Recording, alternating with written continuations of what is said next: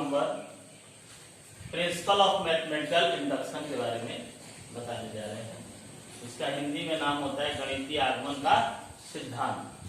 गणितीय आगमन के सिद्धांत में क्वेश्चन में या तो आपको बोलेगा कि इस क्वेश्चन को गणितीय आगमन के सिद्धांत से आप इसे सिद्ध करें, या उस क्वेश्चन के बगल में इस तरह का एक सिंबल दिया रहेगा, n belongs to capital N।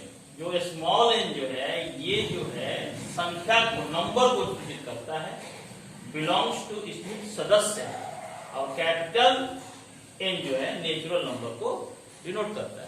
Natural number को डिनोट करता है। नेचुरल नंबर इट मींस आपको पता है कि वो 1 से स्टार्ट होते हैं, 1 2 3 4 5 6 7। तो नेचुरल नंबर के लिए इस क्वेश्चन को आपको गणितीय आगमन सिद्धांत से सिद्ध करना है। तो प्राकृतिक संख्याएं जो होती हैं, आपको पता है कि प्राकृतिक संख्याएं 1 से शुरू होंगी, और प्राकृतिक संख्याओं में 3 तरह के नंबर होते हैं। एक 1 होगा, दूसरा होगा सम संख्या, दूसरा क्या होगा सम संख्या, और एक होगा विषम संख्या। एक होगा विषम संख्या। आप समझ लें, प्राकृतिक संख्या 3 प्रकार की होगी, एक 1, एक सम, एक विषम। तो एक के लिए हम डायरेक्ट रखेंगे वैल्यू, क्योंकि एक जैसा कोई भी नंबर नहीं होता है। एक जो है जिसकी प्रॉपर्टी जो है सिंगल है, और उसमें इसका कोई सब्स्टिट्यूट हम नहीं मानते। बट सम संख्याएं बहुत सारी हैं, अनंत है, 2 4 6 8 10 12। उसमें हम किसी नंबर को रखकर प्रूव नहीं करते हैं, किसी नंबर को रखकर सिद्ध नहीं करते हैं, उसका एक सब्स्टिट्यूट मानते हैं m या k। उसी तरह विषम संख्याएं भी बहुत सारी हैं, विषम संख्या का भी कोई सब्स्टिट्यूट मानते हैं। आपको ये पता है कि कोई भी सम संख्या में अगर 1 प्लस कर देंगे तो क्या हो जाएगा विषम, या कोई भी विषम संख्या में 1 प्लस कर देंगे तो क्या हो जाएगा वो सम। तो सम के लिए अगर कुछ सब्स्टिट्यूट आपने मान लिया m आपका अगर सम संख्या है, इवन नंबर है, तो m + 1 क्या हो जाएगा विषम और नंबर हो जाएगा, ठीक ना।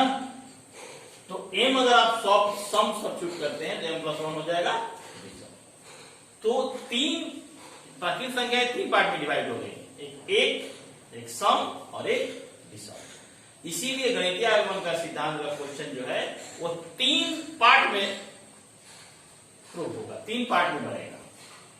इसमें पहला पार्ट 1 के लिए, दूसरा पार्ट इवन नंबर के लिए या ऑड नंबर के लिए, तो तीसरा पार्ट अगर दूसरा पार्ट अगर हो गया आपका इवन के लिए तो तीसरा ऑड के लिए हो जाएगा, अगर दूसरा ऑड के लिए है तो तीसरा इवन के लिए हो जाएगा। तो 3 स्टेप में गणितीय आगमन के सिद्धांत को हम क्वेश्चन को सॉल्व करते हैं।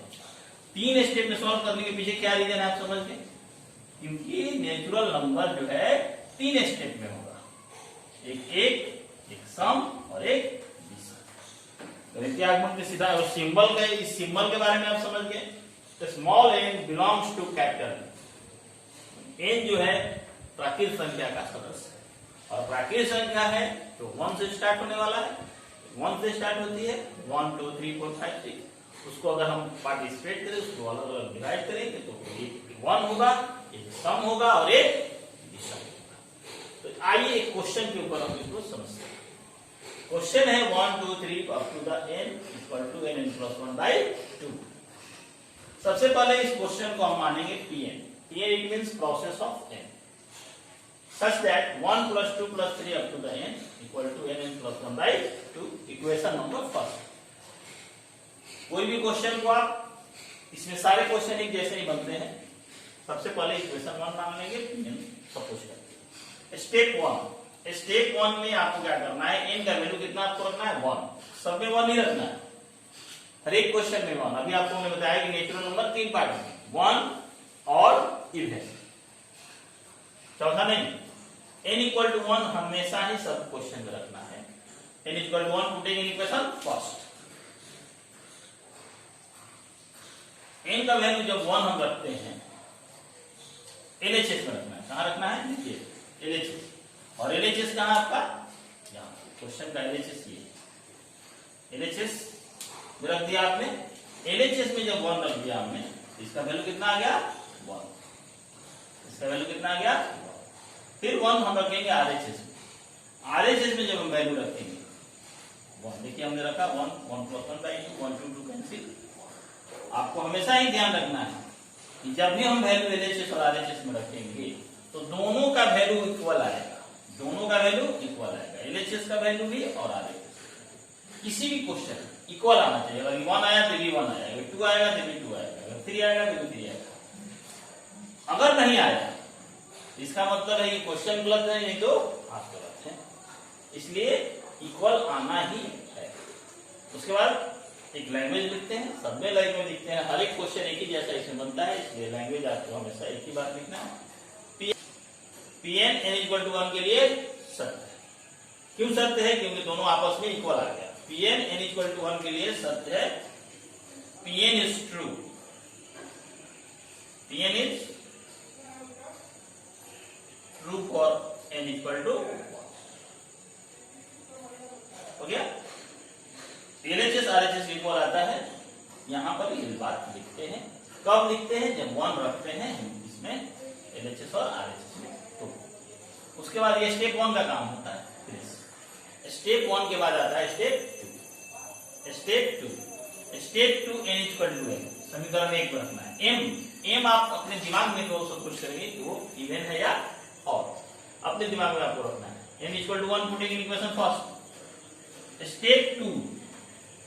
स्टेप 2 में n का वैल्यू m रख देना है।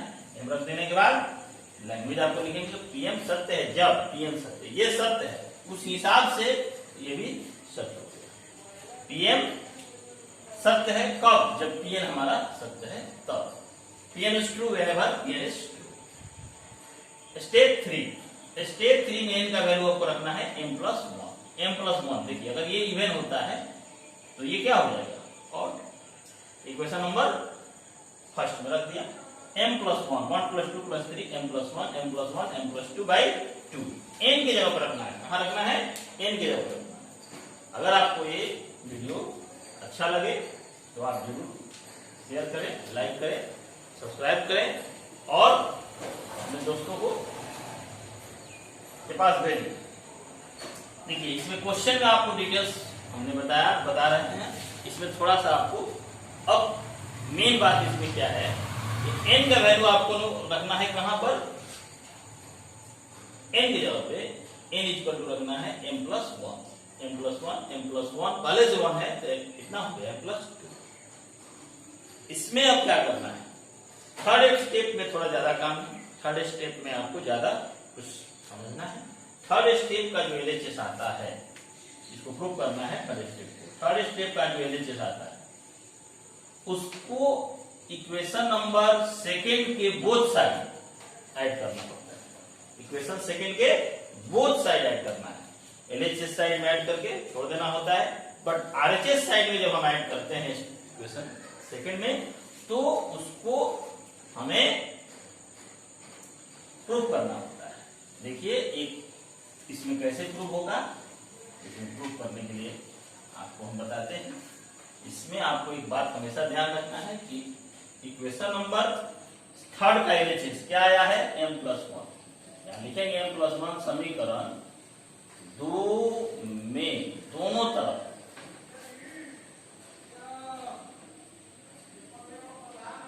जोड़ने पर heading both sides in equation 2 में दोनों तरफ आपको ऐड करना है। एलएचएस साइड में ऐड करने के बाद इसको आपको छोड़ देना है। क्यों छोड़ना है अभी आपको हम बताते हैं। देखिए ये ट्रू है, 1 के बाद 2 आता है, 2 के बाद 3 आता है, 3 के बाद क्या आना चाहिए? m + 1। आरएचएस में बैठ m + 1, m + 1। इस समय नया एक प्रचलन है कि वीडियो बनाते हैं बहुत सारे शिक्षक, उसमें बहुत सारा गाली देते हैं, इधर उधर की बातें करते हैं, रफ बोलते हैं। ऐसे शिक्षकों को, ऐसे वीडियो को कृपया हमारे छात्र न देखें, उससे आप में दिमाग में निगेटिव एनर्जी आती है। ना, साफ सुथरा छवि बनाए और साफ सुथरा वीडियो ही देखें, ठीक ना। आपको अब क्या करना है, इसमें आपको देखिए टू द पॉइंट ही बात करने पे ज्यादा अच्छा है। फालतू इधर उधर की बातें करने वाले बहुत सारे टीचर यूट्यूब पर अवेलेबल है। अब इसमें देखिए स्टेप 3 का LHS हमने स्टेप 2 के बोथ साइड ऐड कर दिया, LHS साइड ऐड करके हमने छोड़ दिया, क्योंकि देखिए 2 के बाद 3 आ जाएगा, 3 के बाद m+1 आएगा, तो ये ट्रू है। इसके RHS साइड में, इक्वेशन 2 के RHS साइड में हमने m+1 ऐड किया। m+1 कहां से है आपको ध्यान रखना है, ये स्टेप 3 का LHS है। स्टेप 3 का LHS ये स्टेप 2 में दोनों तरफ ऐड करना है, ऐड करके स्टेप 3 का RHS लाना है। और यहां पर आपको बस एक ही बात ध्यान रखना है, कॉमन और एलसीएम, कॉमन और एलसीएम पे ध्यान देना है, कॉमन और एलसीएम पे ध्यान देना। देखिए इस एलसीएम हमने ले लिया, देखिए कॉमन और एलसीएम ले लिया। देखिए यही हमारा स्टेप 3 का RHS है। स्टेप 3 को आपको प्रूव करना है, उसको अच्छे से प्रूव करना है। स्टेप 3 को फिर से एक बार देखिए कैसे प्रूव करेंगे, क्योंकि सबसे ज्यादा इसमें काम स्टेप 3 में n का वैल्यू m+1 रखा है, स्टेप 3 में रख दिया गया। उसको रखने के बाद स्टेप 3 का LHS जो आएगा उसको स्टेप 2 के दोनों तरफ ऐड करना है, LHS साइड में भी और RHS साइड में भी ऐड करना है। LHS साइड में ऐड करके छोड़ देना है, क्योंकि वो सिस्टम में रहेगा। बट RHS साइड में जब आपको ऐड करना है तो स्टेप 3 का RHS आना चाहिए। स्टेप 3 का RHS अगर नहीं आता है तो आपका प्रूफ नहीं हुआ। स्टेप 2 के RHS में स्टेप 3 का LHS को ऐड करने से स्टेप 3 का RHS आना चाहिए। क्लियर? ऐड करने का सिस्टम है कि कॉमन और एलसीएम, ये दो बातें आपको ध्यान दें। m+1 से कॉमन किया, बचा m/2 + 1, एलसीएम लेंगे 2 और 1 बचा 2, m+2/2, m+1 × m+2/। यहां पर लैंग्वेज क्या लिखा है, m+1 सत्य है जब m सत्य, m+1 is true whenever Pm is true।